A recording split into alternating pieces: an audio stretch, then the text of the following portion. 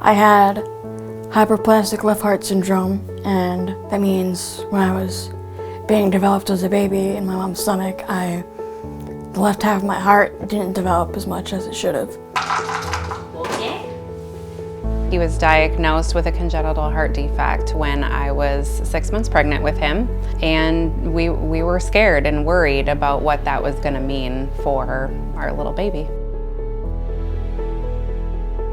Growing up with the heart condition was a little tough in school because I couldn't really participate in gym as much or do as much during recess or anything, and it sort of held me back a little bit in the social and physical aspect.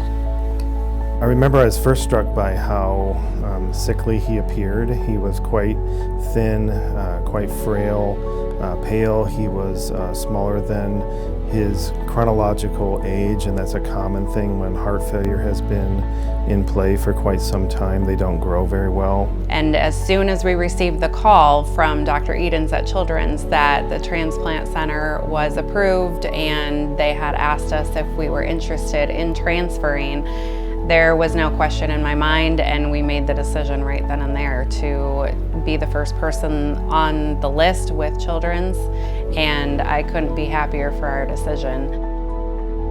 Dr. Edens called me directly, was very calm, and said we found a heart for Blake.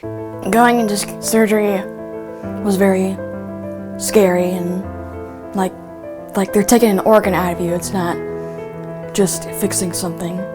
One thing that people don't realize and maybe think about going into that is this is a major surgery. Am I going to see my child again after they go through those operating room doors? You're just trusting that it's going to be a good match, it's going to work out. And he ended up being in surgery for about 13 hours, and it was definitely the longest 13 hours of our life. It didn't become real to me until they came back to the waiting room and said that they had gotten the first heartbeats. They printed off the first little heartbeats with the new heart in, and that is when I broke down in tears of joy and was able to really celebrate the moment. I think what is unique about pediatric heart transplants is that you don't just consider our pediatric patients as small adults, but they're actually children. And children's care is very different from adult care, and that's why we really want to focus on just children so that we can provide the best care possible to those patients. Because of the sheer volume, a lot of times the adult hospitals are more swayed towards taking care of adults, and so that's what their focus is. Whereas this is actually really truly a children's hospital, functions like a children's hospital.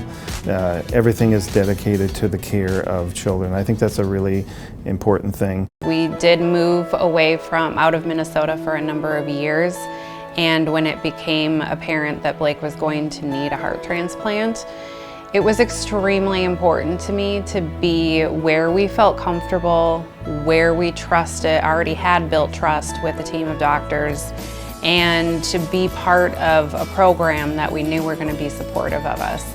So we made the decision as a family to move back to Minnesota specifically to receive care at Children's Minnesota. We provide care to everyone. We are inclusive. We want to make sure everyone feels comfortable here and that everyone is able to receive the exact same care. They care about, the families, and they care about making everything comfortable. They know that the real healing happens once you're in your own home and familiar situations, and that's their goal, to get you there. I just want to say thanks to the whole transplant team and all their doctors and nurses and all their help, and thank you.